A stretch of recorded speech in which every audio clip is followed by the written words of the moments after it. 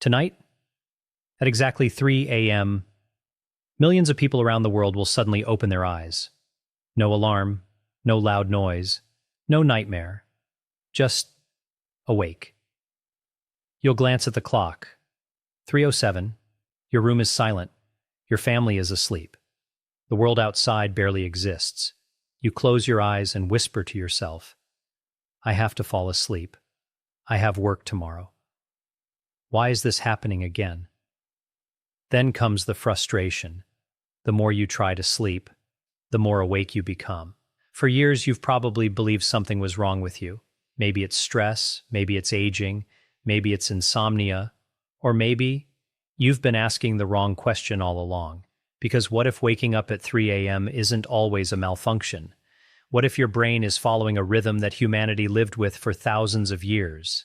A rhythm so old, so deeply wired into us, that modern life simply buried it? Tonight, we're uncovering one of the strangest forgotten chapters in human history, a story hidden inside ancient books, forgotten diaries, medical records, and an experiment that shocked sleep researchers. By the end of this video, you'll never look at waking up in the middle of the night the same way again. So if you've ever stared at your ceiling at 3 a.m., wondering why your body betrayed you, stay with me. Because history has an answer, and it begins more than 3,000 years ago. Imagine living before electricity. No television, no smartphones, no glowing streetlights. When the sun disappeared, darkness completely surrounded the world. Your body wasn't deciding when to sleep. Nature was. People usually went to bed only a few hours after sunset, not because someone told them to, because there was almost nothing else to do. Candles were expensive. Oil lamps produced little light. Night belonged to darkness, and darkness belonged to sleep. At least, that's what we assumed. For generations, historians believed people in ancient times slept exactly as we do today. One long, uninterrupted night. 8 hours. Simple. Case closed. But then, one historian noticed something that everyone else had overlooked. In 2001, historian Roger E. Kirch was studying an old English court document from the late 1600s. It wasn't supposed to be important, just another historical record, until he found two ordinary words. First sleep. The phrase appeared so casually, as if everyone reading it already understood what it meant. No explanation, no definition, no surprise, just, my mother woke after her first sleep. A Kirch stopped reading. He had never seen those words before. First sleep? If there was a first sleep, was there also a second one? Most people would have ignored it. He didn't. Instead, he spent the next 16 years searching through libraries across Europe, ancient manuscripts, private letters, church records, medical textbooks, poems, court documents, travel journals, thousands upon thousands of forgotten pages, and something unbelievable emerged. The phrase kept appearing, again and again and again, not once, not 10 times. More than 2,000 separate references, written in over a dozen languages, spanning nearly 3,000 years of human history. Every culture seemed to understand something we had completely forgotten. Humans once divided sleep into two separate parts. The first sleep, then a period of peaceful wakefulness, then the second sleep. It wasn't considered unusual, it wasn't called insomnia, it wasn't treated as a disorder, it was simply normal. Imagine how shocking that discovery was. Everything modern society believed about normal sleep suddenly became uncertain. Could generations of doctors, teachers, scientists have overlooked something that every medieval farmer already knew? According to these historical records, people typically went to bed around 9 or 10 in the evening. They slept for roughly 3 or 4 hours. Then, without panic, without anxiety, without checking the time every 5 minutes, they woke naturally, not because something disturbed them, because their bodies expected to wake. And here's the surprising part. They didn't rush back to sleep. Instead, they remained peacefully awake for 1 or even 2 hours. This quiet interval had a purpose. Some prayed, some reflected on dreams before they faded, Some talked with their spouses. Some planned the next day's work. Some simply sat quietly beside a dying fire. Medical writings from the time even suggested that this peaceful period was ideal for reflection and calm conversation. No one believed anything was wrong, because everyone experienced it. Can you imagine that today? Instead of panicking when you wake at 3 a.m., you'd smile, stretch, maybe write down an idea, read a few pages, think, pray, or simply enjoy the silence. Then, when your body felt ready, you'd return to bed and drift naturally into what they called the second sleep. No fear, no guilt, no sleep tracker warning you that your score dropped by 12 points. Just life, following the rhythm it had followed for centuries. But if this pattern was once so common, why has almost nobody heard of it today? How did an entire civilization forget something so ordinary? The answer wouldn't be found in ancient history. It would be discovered inside a laboratory, more than 200 years later, and what scientists found there would leave them stunned for years. Roger E. Kirch's discovery puzzled historians. The evidence was everywhere: ancient diaries, medical books, court records, religious writings, all describing the same mysterious pattern: a first sleep, a quiet period of wakefulness, a second sleep. But one question remained unanswered. Were those people simply following a cultural habit? Or was the human brain actually designed to sleep this way? There was no way to know. No one could travel back in time. No one could ask a medieval farmer how his brain worked. The answer would have to come from modern science. And unexpectedly, it did. In the early 1990s, psychiatrist Thomas Wehr at the National Institute of Mental Health wanted to understand how artificial light affected human sleep. His experiment sounded surprisingly simple. He recruited healthy volunteers. No serious sleep problems, no unusual medical conditions. Then he removed one thing almost every modern person takes for granted: artificial light. For several weeks, the volunteers lived on a schedule with about 14 hours of darkness every night. No television, no bright lamps, no scrolling through phones before bed, just long evenings that resembled the world before electricity. At first, their bodies reacted exactly as you might expect. They slept much longer than normal. Many of them spent nearly 11 hours asleep. It was as though years of accumulated sleep debt were finally being repaid. But then something remarkable happened. After several weeks, their sleep began to reorganize itself. No one instructed them. No alarms told them when to wake. No researcher suggested splitting the night. Yet almost every participant developed the same pattern. They slept for several hours, awakened naturally, remained peacefully awake for roughly 1 to 2 hours, then drifted effortlessly into another several hours of sleep, without realizing it. Their brains had recreated the same sleep pattern described in thousands of historical records, separated by centuries, separated by technology, yet connected by biology. It was one of the most fascinating moments in sleep research, because the brain hadn't learned something new. It had remembered something old. Even more interesting was what happened during that quiet period between the two sleeps. The volunteers didn't describe panic. They weren't restless. They weren't desperately checking the clock. Instead, many reported feeling deeply calm, not fully asleep, not fully alert. Some described it as a peaceful state, unlike anything they experienced during the day, almost dreamlike, almost meditative. Researchers measured hormone activity during this period and noticed unusually high levels of prolactin, a hormone associated with relaxation and calm in many contexts. While scientists continue to study exactly how different hormones contribute to sleep and nighttime wakefulness, the volunteers consistently reported an unusually peaceful mental state. Think about that for a moment. Today, if someone wakes at 3 in the morning, their first thought is often, something is wrong. Stress immediately appears. The heart beats faster. The mind starts calculating. If I don't fall asleep in the next 10 minutes, I'll only get 5 hours. Then comes another thought. Tomorrow is ruined. Ironically, that anxiety itself can make it much harder to fall back asleep. Modern sleep experts often point out that worrying about being awake can become part of the problem.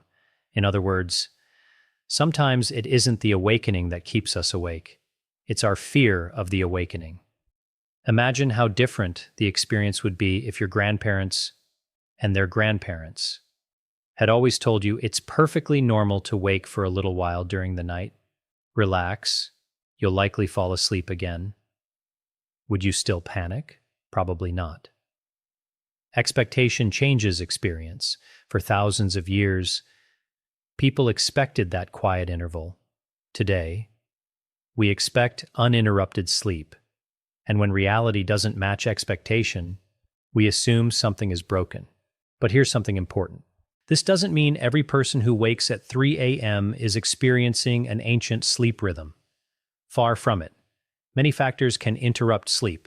Stress, pain, sleep apnea, certain medications, blood sugar changes, caffeine late in the day, anxiety, medical conditions. That's why persistent sleep problems should always be discussed with a healthcare professional. The historical pattern isn't a diagnosis. It's a reminder that not every nighttime awakening automatically means your brain is failing. Context matters, history matters, biology matters. Now another mystery appears. If segmented sleep was once so common, why did it almost completely disappear? The answer wasn't a discovery in medicine, it wasn't a revolutionary treatment, it wasn't because evolution suddenly changed. The change came from something much more ordinary, light. For most of human history, darkness arrived every evening and stayed until sunrise. Your brain evolved under that predictable cycle. As daylight faded, your body gradually prepared for sleep. When dawn returned, your internal clock prepared you to wake. For thousands of years, that rhythm barely changed. Then humans learned how to conquer the night. First came brighter candles, then oil lamps improved. Later, gas lamps illuminated city streets. People stayed awake longer. Businesses extended their hours. Evenings became more active. And then came the invention that changed everything: electric light. For the first time in history, night looked almost like day. The sun no longer controlled human schedules. Factories did, schools did, offices did. The clock replaced the stars, and slowly, without anyone noticing, bedtimes shifted later. The long winter darkness that once encouraged 2 separate sleeps became shorter. The quiet interval between them faded. Within only a few generations, most people had forgotten it had ever existed. Children grew up believing uninterrupted sleep had always been normal. Doctors inherited that assumption. Society accepted it without question. One forgotten rhythm quietly disappeared from human memory. But here's the fascinating part. Even after more than 2 centuries of electric light, many people still wake in the middle of the night. Not everyone, not every night, but often enough to wonder why. Could some part of the ancient rhythm still be echoing beneath modern life? Scientists continue studying sleep because there is still much we don't fully understand. The human brain remains one of nature's greatest mysteries. And perhaps nowhere is that mystery more visible than in the silent hours after midnight. But the biggest surprise isn't what history discovered. It's what happened when modern industry decided that ancient biology was no longer convenient. Because once factories began demanding workers arrive at exactly the same hour every morning, human sleep stopped belonging entirely to the human body. It began serving the clock. And that decision would reshape the lives of billions of people. In Part 3, we'll explore how the Industrial Revolution transformed the way the world sleeps, why the 8-hour rule became so powerful, and most importantly, what you should actually do if you wake up at 3 a.m. tonight. The answer may be very different from what you've believed your entire life. Right now, somewhere in the world, someone is staring at the ceiling. Someone is looking at the glowing numbers on the clock, 3:02, 3:17, 3:41. They're asking themselves the same question millions of people ask every single night. Why can't I sleep? But maybe the better question is this: what if I'm responding the wrong way? Because for the last 100 years, we've been taught that perfect sleep means closing your eyes at night and not waking up until morning. 8 uninterrupted hours. No exceptions. Anything else feels like failure. But here's something sleep researchers continue to remind us. Healthy sleep doesn't always look identical for every person. Some people naturally sleep a little longer, others sleep a little less. Some occasionally wake during the night and return to sleep without difficulty. Sleep is more flexible than most people imagine. The problem often begins the moment we become afraid of being awake. Think about what usually happens. You wake up, you immediately check the clock. The numbers become a countdown. If I fall asleep now, I'll get 4 hours and 53 minutes. A few minutes pass. You check again. Now your mind starts racing. Tomorrow will be terrible.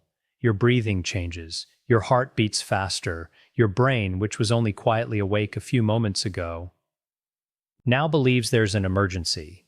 And emergencies aren't good times for sleeping. This creates what sleep specialists sometimes call a vicious cycle. You worry because you're awake. Then the worry keeps you awake longer. Then you worry even more. Eventually, the fear becomes stronger than the original awakening. That is why many sleep experts suggest something surprisingly simple. If you wake during the night, don't immediately panic. Don't begin calculating hours. Don't assume your body has failed. Instead, notice what's happening without judging it. Take a slow breath. Remind yourself, being awake for a little while is not dangerous. Sometimes, that single thought changes everything. Now let's talk about one of the biggest mistakes almost everyone makes: the phone. Imagine this scene. You wake up, the room is dark, your phone is only a few inches away. You tell yourself, I'll just check the time. One notification appears, then another, a message, a headline, a social media post. 5 minutes become 20. Meanwhile, bright light enters your eyes. Your brain receives a completely different message. Morning has arrived, even if it hasn't. Research has shown that exposure to bright light during the night can delay the body's natural sleep signals, making it harder for many people to fall back asleep. The device that promises comfort often quietly steals it. Instead, keep the room dim. If you need to get out of bed because you can't fall asleep after a while, choose a calm activity under soft lighting. Read a printed book, listen to gentle music, practice slow breathing, write your thoughts in a notebook, pray, meditate, or simply sit quietly.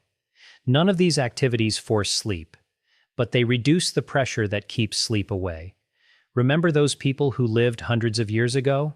When they woke between their first and second sleep, they didn't scroll. They didn't answer emails. They didn't read breaking news. They entered the quietest hours of the entire day, hours that belonged only to them. Perhaps that's why so many describe those moments as peaceful rather than frightening. Modern life rarely gives us silence. From sunrise until bedtime, someone wants our attention. Phones ring, screens flash, advertisements shout, meetings begin, deadlines arrive. Even our moments of rest are often filled with endless information. Then suddenly, at 3 in the morning, everything stops. No traffic, no conversations, no demands, just silence. Maybe that's why some writers, artists, scientists, and philosophers throughout history have spoken about nighttime as a place where ideas seem clearer, not because the night is magical, but because distraction finally disappears. Of course, that doesn't mean you should intentionally wake yourself every night hoping for inspiration.